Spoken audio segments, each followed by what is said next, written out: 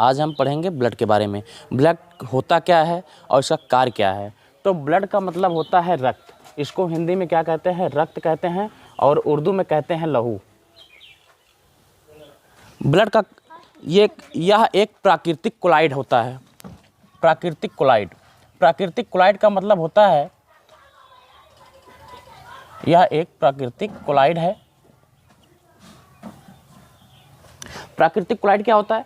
प्राकृतिक कोलाइड का मतलब ये होता है, जैसे हम कुछ चीज़ को अगर जब छानते हैं, जब कोई चीज़ को छानते हैं तो 100% नीचे नहीं जाता है, कुछ ना कुछ भाग ऊपर फंस जाता है, तो उसको हम जैसे कोलाइड कहते हैं। ये कोई फार्मूला नहीं है फिलहाल, लेकिन ये एक ट्रिक है कि इसी आसानी से आप लोग इसको कोलाइड को समझ सकते हैं। और यह एक संयोजी ऊतक होता है। यह एक संयोजी ऊतक होता है। संयोजी ऊतक का मतलब जो संयोग के रखता है पूरे बॉडी को, या संयोग के रखता है, इसलिए इसको संयोजी ऊतक कहते हैं।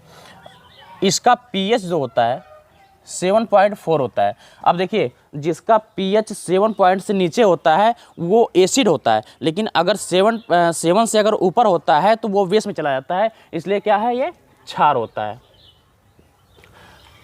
अब यह मेल में इसकी संख्या जो है, एक स्वस्थ मनुष्य के शरीर में मेल में इसकी संख्या होती है 5.5 लीटर। मेल में इसकी संख्या होती है कितना? 5.5 लीटर। और फीमेल में इसकी संख्या कितना होता है? आधा लीटर कम होता है मेल से।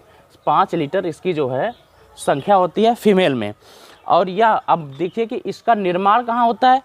जाहिर सी बात है कि ये अगर ब्लड है तो इसका निर्माण कहीं ना कहीं शरीर में होता होगा।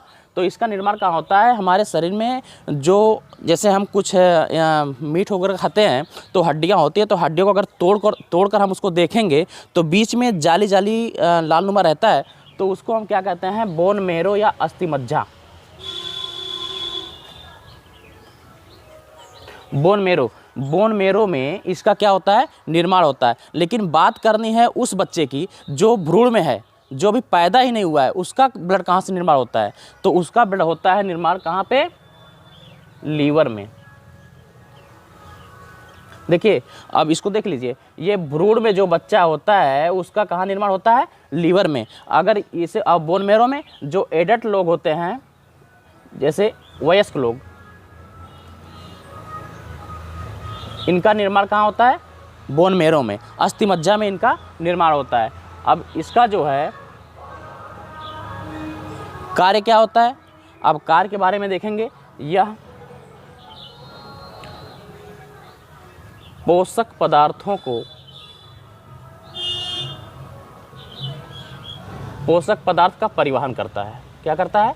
पोषक पदार्थ का परिवहन करता है और उत्सर्जित पदार्थों का भी परिवहन करता है। उत्सर्जित पदार्थों का परिवहन करता है।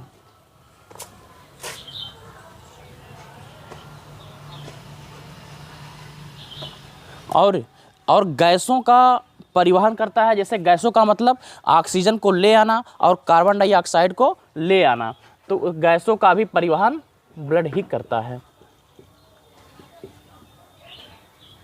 गैसों का परिवहन ब्लड के द्वारा ही किया जाता है। ऑक्सीजन को ले जाना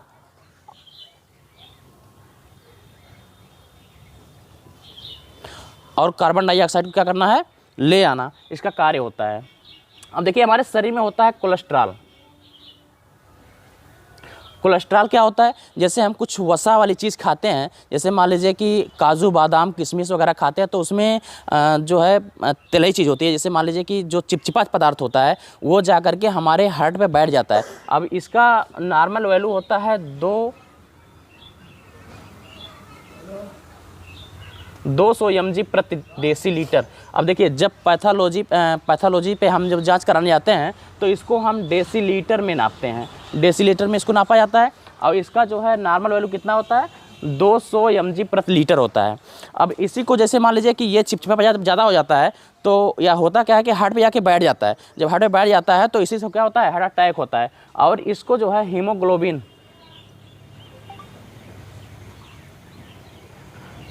को शॉर्ट फॉर्म में कहते हैं HB। ये क्या होता है? जब मेल में इसकी संख्या कितनी होती है? 14 ग्राम। 14 ग्राम प्रति डेसीलीटर। जब हम नपवाने जाते हैं, जैसे मान लें पैथोलॉजी लैब पे हम जब चेक करवाने जाते हैं तो उसको डेसीलीटर में ही नापते हैं। हीमोग्लोबिन की भी को भी क्या करते हैं, डेसीलीटर में ही नापते हैं। और फीमेल में इसकी संख्या कितनी होती है, 12 ग्राम। 12 ग्राम प्रति डेसीलीटर, 12 ग्राम प्रति डेसीलीटर होती है। अब देखिए ब्लड, अब इसका जो है मान लीजिए कि इसमें जो है सेरोलॉजी और हेमेटोलॉजी दोनों पाया जाता है। क्या होता है, सेरोलॉजी और हेमेटोलॉजी दोनों पाया जाता है। अब इसमें ब्लड में 2 पार्ट होते हैं, कौन कौन से होते हैं, एक होता है प्लाज्मा, एक क्या होता है प्लाज्मा, और दूसरा क्या होता है कार्पल्स होता है।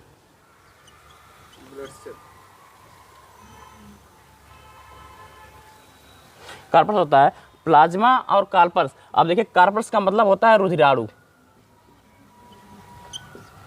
क्या होता है, रुधिराणु। अब इसमें ब्लड में जो प्लाज्मा पाया जाता है इसकी संख्या सबसे ज़्यादा होती है। कितना होता है, 60% ये अकेले होता है और 40% क्या होता है, कार्पल्स होता है, रुधिराणु होता है। अब इसमें प्लाज्मा में क्या क्या पाया जाता है,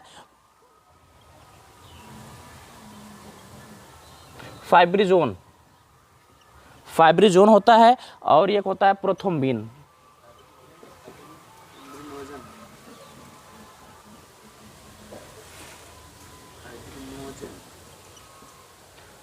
प्रोथ्रोम्बिन पाया जाता है। और इसमें होता है, इसमें 3 चीज़ पाए जाते हैं। कौन कौन से, एक होता है आरबीसी, दूसरा होता है डब्ल्यूबीसी, और तीसरा क्या होता है, तीसरा होता है प्लेटलेट।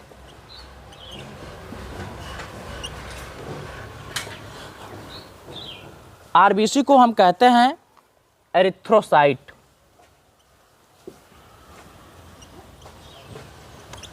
क्या कहते हैं, आरबीसी को हम कहते हैं एरिथ्रोसाइट, और डब्ल्यूबीसी को क्या कहते हैं, ल्यूकोसाइट। ल्यूकोसाइट कहते हैं, और प्लेटलेट को कहते हैं हम थ्रोम्बोसाइट।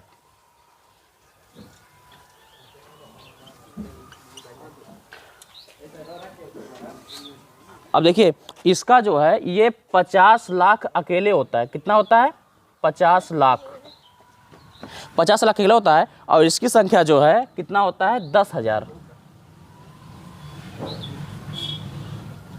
10,000 होता है। और ये 2 लाख इसकी संख्या होती है। कितना होता है, 2 लाख। कभी कभी क्वेश्चन पूछता है कि रुधिराणुओं में सबसे ज़्यादा संख्या किसकी होती है, तो हमको यहाँ पे प्लाज्मा नहीं लिखना है, क्योंकि वहाँ से हमारा सवाल है ही नहीं। हमारा सवाल तो यहाँ से है, रुधिराणुओं से, मतलब कि इसमें सबसे ज़्यादा संख्या किसकी होती है। अब देख लीजिए 50 लाख ये अकेले है, और ये 10,000 है, ये 2 लाख है। दोनों को मिलाएंगे तब भी इतना नहीं हो पाएगा। इसलिए हमको क्या लिखना चाहिए, आरबीसी लिखना चाहिए। और इसका जीवन काल कितना होता है, 120 दिन। 120 दिन में इसकी डेथ हो जाती है। और इसका जीवन काल होता है 4 दिन, और इसका जीवन काल होता है 7 डेज, 7 दिन। ठीक है।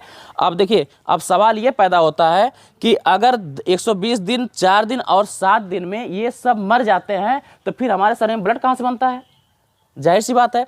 लेकिन इसमें जान जाइए कि इसमें डब्ल्यूबीसी और प्लेटलेट में राइबोसोम पाए जाते हैं जो कि इनको मार देते हैं, लेकिन आरबीसी में राइबोसोम नहीं पाए जाते हैं। लेकिन इसका जो है डेथ कहाँ होता है, प्लीहा में होता है, प्लीहा या तिल्ली, जिसको स्प्लीन कहते हैं। स्प्लीन में जो है, स्प्लीन को क्या कहते हैं, ब्लड बैंक भी कहते हैं, वहाँ स्टोर भी होता है, और ग्रेवयार्ड भी के नाम से भी जानते हैं, वहाँ पे उसका कब्र भी होता है। ठीक है। तो इसका जो है मान लीजिए कि अब निर्माण कैसे होता है, फिर से इनका डेथ होने के बाद निर्माण कहाँ से होता है, निर्माण यहाँ से होता है कि देखिए अभी हमारा प्लाज्मा क्या है, जिंदा है। रुधिराणुओं की संख्या जो है मरी है, लेकिन यह प्लाज्मा हमारा क्या है, अभी जिंदा है। तो बोन मेरो जो है हमारा अस्थि मज्जा क्या होता है कि फिर से आरबीसी का निर्माण करता है, और कहाँ पे, प्लाज्मा में जाके मिला जाता है, और फिर से क्या होता है, हमारा ब्लड तैयार हो जाता है। ठीक है। और फिर मिलते हैं आपको अगले वीडियो में।